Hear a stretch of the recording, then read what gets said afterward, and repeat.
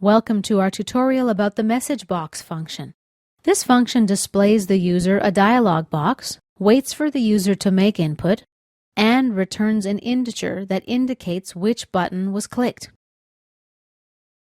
Let's run my program first for a demonstration of what I'm talking about. When I click the button, I get a confirmation message. Do I want to continue?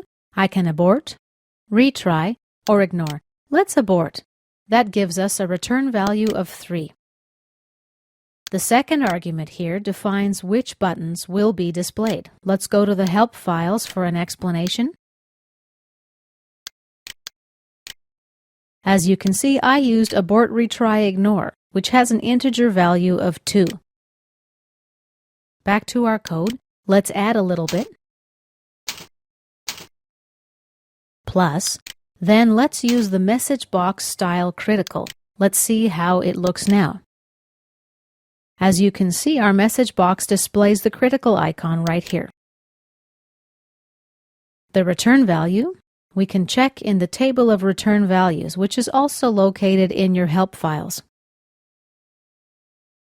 And this concludes our tutorial about the MsgBox function.